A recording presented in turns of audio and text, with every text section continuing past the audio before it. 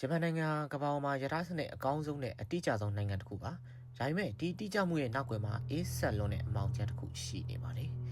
2019ခုနှစ်ဒီဇင်ဘာလရဲ့တရက်မှာအသက်62နှစ်အရွယ်အဖိုးတဦးဟာ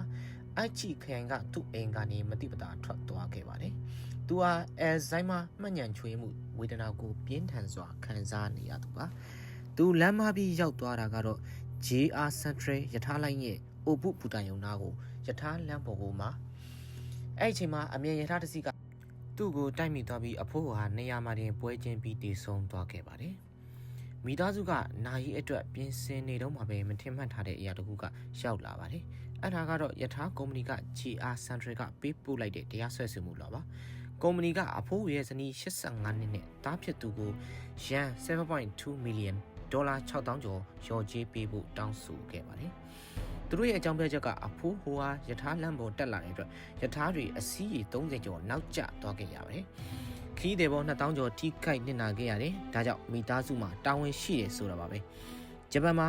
မိသားစုဝင်တဦးရဲ့အမားကိုကြံတဲ့မိသားစုကတာဝန်ယူရမယ်ဆိုတဲ့အယူအဆကိုကုမ္ပဏီကလက်နက်တစ်ဖွဲ့အသုံးချလိုက်တာပါ။ဒီအမှုကိုဂျပန်နိုင်ငံလုံးကိုလှုပ်ခတ်သွားစေခဲ့ပါတယ်။အောက်ခြေတရားရုံးကအစာပိုင်းမှာကုမ္ပဏီဘက်ကအနိုင်ပေးခဲ့ပြီးမိသားစုကိုရော်ကြေးပေးဖို့အမိန့်ချခဲ့ပါတယ်။ဒါပေမဲ့မိသားစုကအရှုံးမပေးဘဲအဆင့်ဆင့်အယူခံဝင်ခဲ့ပါတယ်။သူတို့ရဲ့ခံယူချက်ကမှတ်ညံချိုယွင်းနေတဲ့အဖိုးကို24နာရီပဲလုံးမျက်တောင်မခတ်စောင့်ကြည့်ဖို့ဆိုတာမဖြစ်နိုင်ဘူး။ဒါဟာမတော်ဆမှုသာဖြစ်တယ်လို့ဆိုတယ်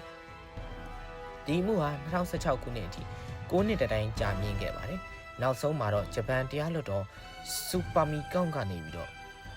မိသားစုမှာတာဝန်မရှိဘူးလို့အမိန့်ချပြီးအမှုကိုပယ်ချပေးခဲ့ပါတယ်။ဒါဟာဂျပန်နိုင်ငံသမိုင်းမှာမှတ်တမ်းတစ်ခုဖြစ်သွားခဲ့ပါတယ်။ဒါပေမဲ့မေးစရာရှိတာယထာကုမ္ပဏီတွေကဘာလို့ဒီလောက်ရက်ဆက်နေရတာလဲ။ဂျပန်မှာတစ်နှစ်ကိုလူပေါင်း2000ကျော်ကိုတက်တည်ကြပြီးယထာရှိခုံချတာကအများဆုံးနည်းလမ်းတစ်ခုပါ